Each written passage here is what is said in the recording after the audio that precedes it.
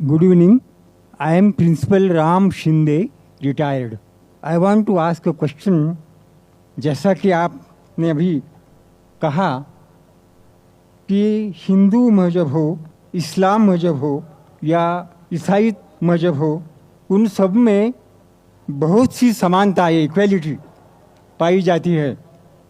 फिर भी इन मज़हब को लेकर सदियों से संघर्ष, कॉन्फ्लिक्ट और मनमुटाव क्यों? इस संदर्भ में मेरा मानना है कि यदि मज़हब ही आपको चाहिए तो इंसानियत एंड नथिंग बट इंसानियत, दैट इज़ मानव धर्म, यह एक नया जमाने की नई तकाजा है. इस पर आपकी क्या राय है? हमारे हिंदू भाई ने बहुत अच्छा सवाल पूछा है कि ईसाईयत में, इस्लाम में, हिंदू धर्म में काफ़ी अक्सानियत है, फिर भी संघर्ष है, हमेशा लड़ना झगड़ना. हम सिर्फ मानना चाहिए इंसानियत, हम मानना चाहिए ह्यूमैनिटी. लेकिन मैं ये पूछना चाहता हूँ, ये किताब इंसानियत किसने लिखी? क्या पाते कोई किताब जिसका नाम इंसानियत है? इस्लाम में एक मुसलमान अच्छा मुसलमान हो ही नहीं सकता तब तक जब तक वो अच्छा इंसान नहीं. अगर मुस्लिम अच्छा इंसान नहीं तो मुस्लिम हो ही नहीं सकता. अच्छा इंसान होना बहुत ज़रूरी है. आप कह रहे हैं कि स्कूल 10th स्टैंडर्ड पास करो, मैं कह रहा हूं ग्रेजुएशन करो.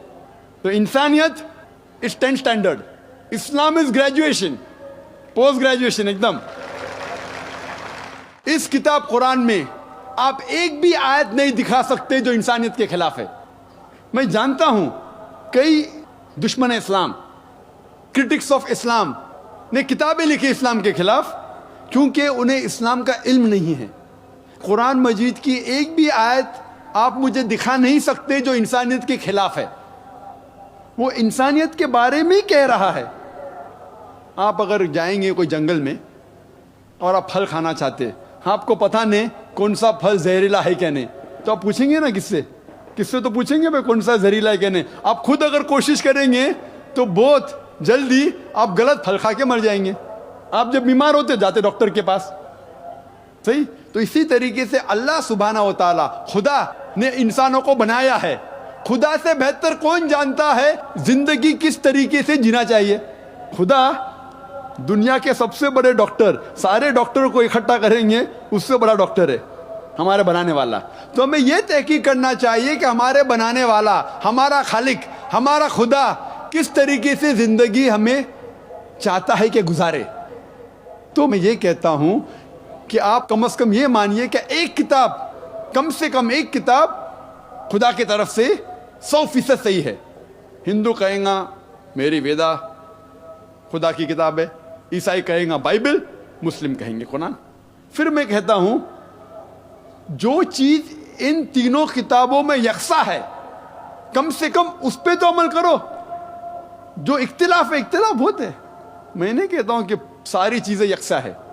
इख्तिलाफ चीजों को बाजू रखो, कम से कम जो यकसा है उसके ऊपर तो अमल करो. जितने अहम मज़ाहिब है दुनिया में, सब में लिखा है कि खुदा एक है, बुत परस्ती हराम है, पैगंबर आने वाले हैं, आखिरी पैगंबर मोहम्मद सल्लल्लाहु अलैहि वसल्लम है, ये दुनिया एक इम्तिहान है आखिरत के लिए. कम से कम इसके ऊपर तो अमल करो. कम से कम हम आज वादा करें कि खुदा के अलावा किसी और की इबादत ना करे, एक खुदा की, बुत परस्ती ना करे, आखिरी पैगंबर मोहम्मद सल्लल्लाहु अलैहि वसल्लम में माने.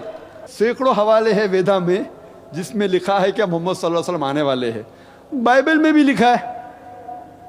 तो मैं ये कह रहा हूं कम से कम मोहम्मद सल्लल्लाहु अलैहि वसल्लम को तो मानो. इख्तिलाफ चीजों को बाजू रखो. इस तरीके से कम जो हमारा बनाने वाला, हमारा खुदा हमसे चाहता है, यही सही इंसानियत है.